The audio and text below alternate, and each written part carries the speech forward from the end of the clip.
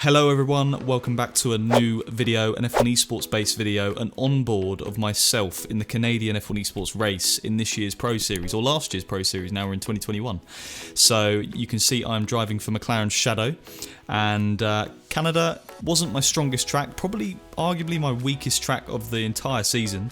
I just didn't get along with it, and I qualified very poorly in 17th place. So that was a complete bottle job from my end. The pace wasn't the best, don't get me wrong. I had enough pace though to get through to Q3 if I nailed it, and I absolutely did not nail it because I'm out in Q1. So got our teammate Danny Moreno next to us in 16th, but you can see in the strategies we switched from the soft medium to the medium soft, the alternate strategy. We feel like we're going to come into this race at the end of the race with the soft. The medium in the opening stint was pretty strong from practice. Me and Danny recognised that. So I've got my tyres right, my fuel right, setup's loaded. So all I've got to do now is wait for the start of the race. And this is probably the worst bit of any F1 Esports race, is the wait. Because obviously Gfinity, the people that run the whole thing, need to make sure everyone's working and no one's got any issues. But if you haven't got any issues, you're just waiting there, and it's quite daunting. You have nothing. You don't really know what to think about. So any minute now we'll start the race, and as you can see from the title, I didn't want to spoil it for you, but I have. It was my first points in F1 Esports, so we start 17th. We're going to make a bit of a comeback drive, showing, I guess, what we can do when a bit of luck's on our side. You can see there from the weather forecast as well, there is a spot of rain at the end of the race. Now that, it's not the most accurate thing in F1 2020, but it still plays a big factor.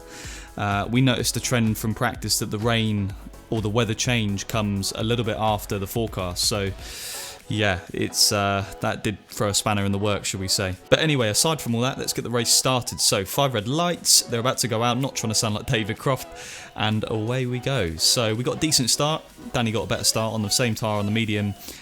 Pretty much everyone at the back of the pack's running on the medium, apart from a few midfield runners on the soft. And into T2 we hit our front wing on the rear of Danny's car, somehow did not get any wing damage, got very lucky there to be honest, and we're still 17th. Up into this chicane we kind of outbrake ourselves, but turn it into a very aggressive move, it's got to be said, on Cedric, and up to P16, lost a bit of ground to Danny in front of us, but that move was very, very important. So we're still behind our teammate, and we can kind of go with Danny. I know Danny Moreno, I mean, in any situation in a race he's quick, but in this particular track in the race he was absolutely rapid in practice.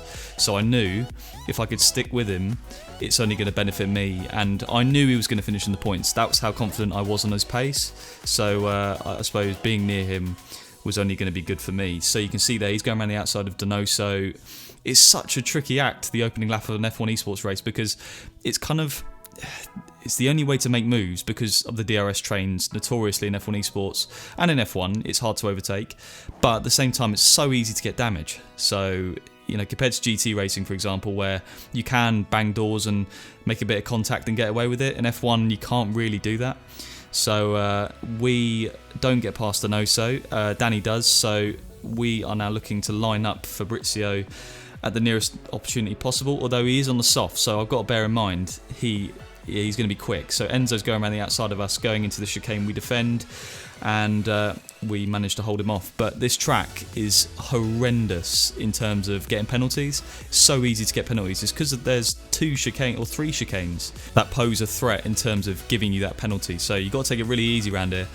But you've got to stick with the pack in front, and you are basically on the limit everywhere. So you can see there our first warning of the race coming on lap 2, so not ideal at all.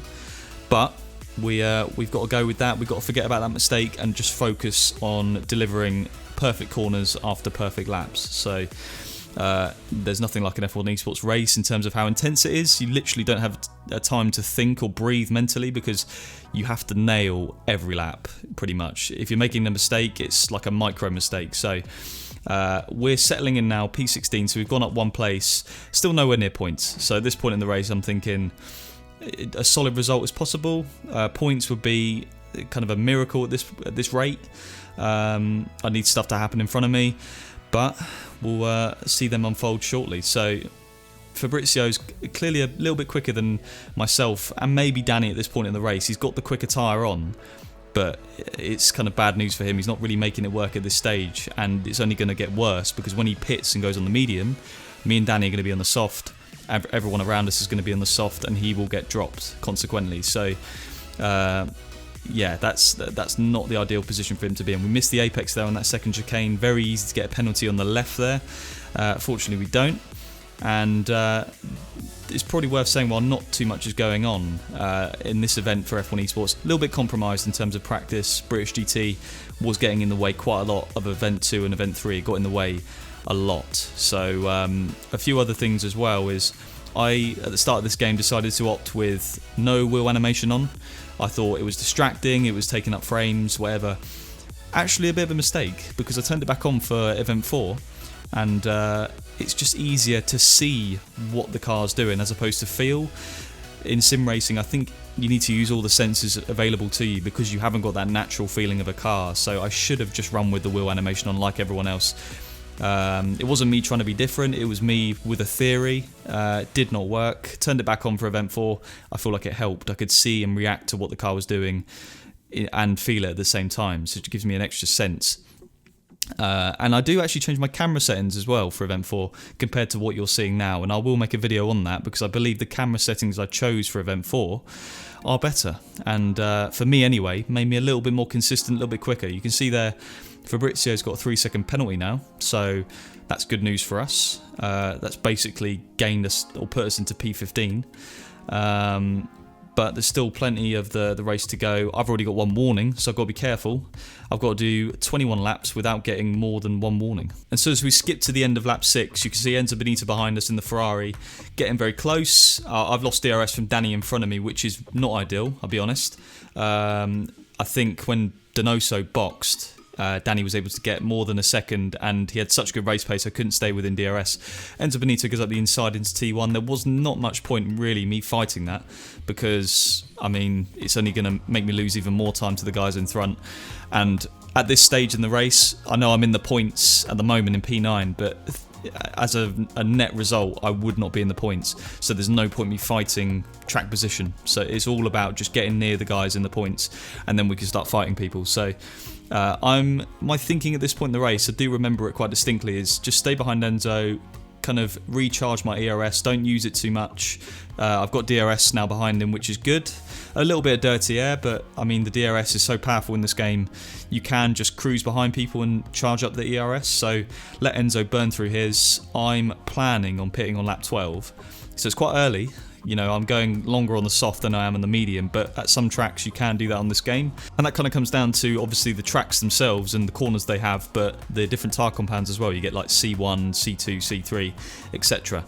And so into lap 12 of the race, you can see we're going down the straight into DRS zone, but we boxed this lap on the radio. So we are coming in, we're committing to our strategy we originally planned to do at the start of the race, running P5, although it's not really P5 because people have, I've still got to pit, and people have already pitted. So you can see Rasmussen there behind us, the net leader of the race at this stage. He was only 2.6 seconds behind us and he'd pitted, so you can kind of get a reference to see how far ahead he was or how far off the lead we were. So we're going on to the soft, a little bit of an undercut, so we should gain on the people in front, such as Enzo and Danny Moreno, so we'll see where we come out.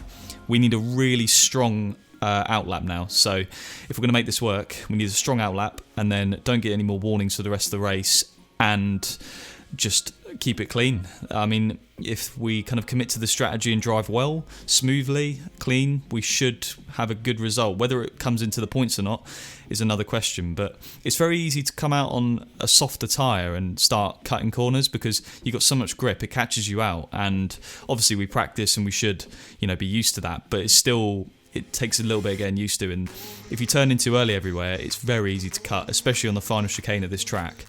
You can see here we're coming up behind two cars. I think that's Brendan and Simon. And if I'm not mistaken, I believe Simon or Brendan are desynced, which basically means one of those cars can't see the other one. And that's why you're seeing some pretty aggressive moves going on from Brendan. I don't know what way round it was, but what you're about to see is going to kind of conclude what happens. And that is they take each other out. So, and that little distraction, plus having the soft tyre on, made us cut the corner. So we've got 2 warnings now, and we've got 11 laps to go, or 12 laps to go. So yeah, that's not good. It just means you have to drive with like 97, 98% in your head because you can't cut a corner, and that's never a nice place to be in. So But that is what it is, and I don't want to get a 3-second penalty because the field is so close that if I have a 3-second penalty, that could be the difference between P8, P9 or P13, P14. So yeah, it's definitely worth just driving within yourself and not getting a penalty as opposed to going balls to the wall and getting a penalty. So Danny Moreno's boxed now as well. He boxed lap 13, so a lap later than me, and he is 2.2 seconds in front. So we gained a little bit there, still nowhere near him in terms of getting within DRS. And at this stage of the race, where previously we were kind of doing the same race, it's starting to come in to do 2 different races. So he's probably going to challenge for the top 5. We're going to challenge for the lower end of the points, but still, considering at this stage in the championship I'd not scored a point yet, which was really disappointing. Bahrain in event 1 and China I felt really strong, Hanoi not so much, but I thought I'd definitely get points in those races. So provisionally at this stage we set the fastest lap of the race on lap 14, and we've jumped Enzo. We've got a little bit of a gap to Enzo now. We've got a 3-second gap, but he has got soft tyres on and they're fresh, so he might catch us. But anyway, we're focusing on the people in front of us. No point focusing on the people behind, because that's not going to get you anywhere. And it's worth saying on this track as well, each track in F1 2020, as most of you probably know, is a bit different in terms of the ERS usage. Canada was pretty moderate. It wasn't too bad, wasn't great. So we're kind of hovering around 40-50%. Ideally, we'd want more because we want to make some moves, going into the latter half of the race. But our raw pace, it wasn't the best. As I said earlier, it's not my favourite track, so we kind of had to use it at various stages of the opening stint to stay in a strong position, which, yeah, I think it does pay off at the end of the race. But at this stage in the race, I was thinking we need to try and save it if possible. But at the same time, we've got to catch the people in front, get within DRS, get amongst it, and then we can start making moves. So Fabrizio in front of us, he still got a little bit of an undercut from using the alternate strategy, but now we're a lot quicker because he's on the medium. Same with Lucas as well. So we kind of need to get to these guys and make mincemeat of them, I suppose. Just, get past them quickly so we can crack on and start to challenge the top 10. Simon Weigang there retires from the session, so I think that desync, eventually he had enough and just thought, yeah, retire. I don't blame him, to be fair. It's been a bit of an issue all year with various cars. I think I had it at Hanoi with Danny, so it's very frustrating because you put a lot of hours in to practice for this race, hundreds of hours, yeah, to have like a technical fault like that is horrible. But I suppose it's the equivalent of, in real life having an engine failure or something like that. You could look at it like that. So we're getting on the inside of Lucas there and managed to hold that position, not cut the chicane, so that's a nice clean move. Next up is Fabrizio, and within DRS now, we used a bit of ERS trying to get past Lucas there, which is not ideal, but it had to be done. So we need to kind of pass Fabrizio at the end of this lap and then start focusing on Daniel Haddad, who's 2.5 seconds ahead of us. So it's quite a distance in F1 Esports, but we have got the fresher tyre and the softer tyre, so we should be able to do it. And he's got a train of cars in front of him as well. So points at this stage of the race, I was thinking about points, but I also had that penalty in my head thinking I can't cut any more corners. It's worth me sacrificing a tenth here, for example, not cutting the apex on the right-hand side so much, just so I don't get a penalty, which is not ideal. If I had no warnings, I'd be absolutely sending it right now, but you just can't do that. So we're setting up Fabrizio here. He goes a little bit tight on the hairpin. We get a little bit of a switchback. We've got good momentum, and with DRS, and I've got a little bit of ERS remaining, we should be able to get this move done relatively easily. He's smart. He's not fighting that. He's on the harder tyre, the slower tyre. He knows it's inevitable. So he's just going to go with me, save his ERS, I presume, and catch the cars in front. So you can see there, Jarno is the car in front momentarily. He boxes, and he turns out to be the winner of the race. So you can see the comeback drive he had. He was only just in front of us when he came out of the pits, or 3 or 4 seconds, but he ended up winning the race. So creds to him for doing that. But Daniel Haddad, 1.9 seconds in front now, so we're really making inroads into that kind of gap he's got on us.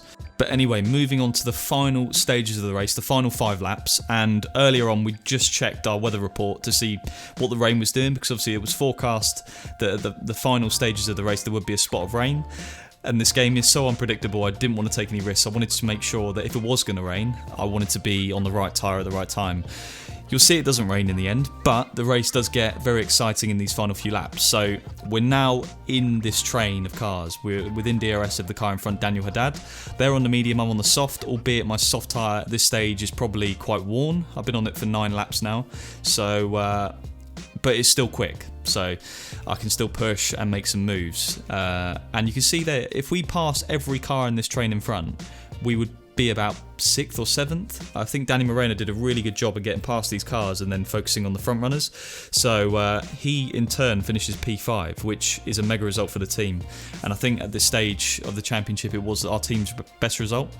So fair play to him. Unfortunately we don't see his race past, I think it was lap 13 or whatever, but we've got the opportunity here to kind of get some points for the team as well. So we're focusing on that warning, but we've got DRS now coming up onto the back of Daniel Haddad. He does still have DRS because it's a train. We've got a little bit of DRS to play with. And with the soft tyre degrading every lap, it's kind of important we make moves. Ideally, the earlier the better, because our tyre advantage is going to wear away as the laps go by.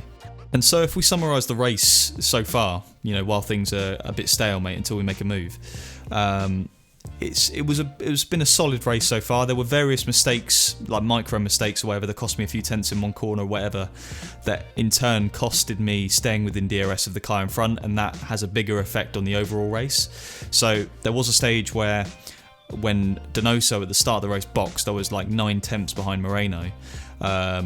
And I made one little mistake that put me out of DRS of his car. Unfortunately, because his race pace was better, without DRS I couldn't stay with him as such, and I lost a couple more seconds. You can see that David Sinitsa is off, so that's one extra position for us. I think, oh yeah, that was the race, I just remembered. He had the desync issue with Jarno for the lead, I think, or second place. So very unfortunate for him. It wasn't his fault, it wasn't Jarno's fault, it's just the game, again, letting them down, shall we say. But yeah, the race could have been very different if we stayed within DRS of Danny Moreno. He ended up finishing 5th, so there's no doubt about it. We could have finished, 6th, maybe 7th, something like that. And you'll see where we finished at the end. It's not quite that high, but it's not too bad. So we're 1 place off a point now. I have no idea what the cars above of Daniel Haddad have in terms of penalties or warnings. I can obviously ask about the driver in front, but I can't ask anyone else. So I do have Nathan and Tobin in my ear with Danny in the same Discord, kind of talking through strategies and things to do in the race, and penalties will be one thing. If there's a driver with a penalty in front, they will let me know, but they can't let me know if a driver's got any warnings or not. Unfortunately, that would be really helpful. So you see 2.5 laps to go now. I'm really fired up for this. You can see I try and make a move on Daniel Haddad.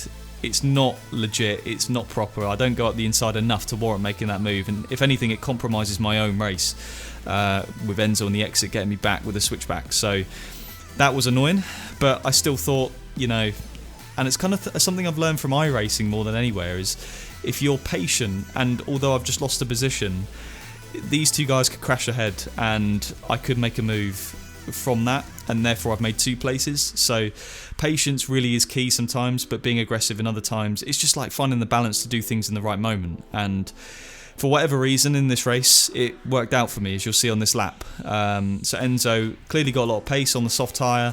It's a fresher soft tyre than what I have, so he's done a really good job to catch me and pass me, to be fair. Our softs are starting to go off now. They're really old. You can see there the rear sliding, wanting to come round, which is not ideal.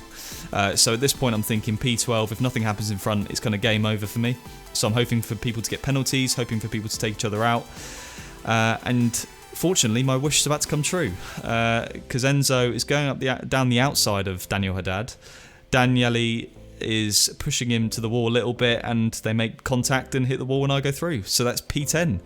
So buzzing. I'm out of DRS of the car in front, Danny Beresnay, unfortunately, but Joni Tormala, 2.2 seconds ahead, has got a 3-second penalty, so it's game on for P9. So quite a fortunate situation, don't get me wrong, but I felt like I was due one, given the series so far had been rotten to me in terms of luck, and I kept on doing a below par job, shall we say. So I've got 1 lap left. The guys behind me have got a penalty.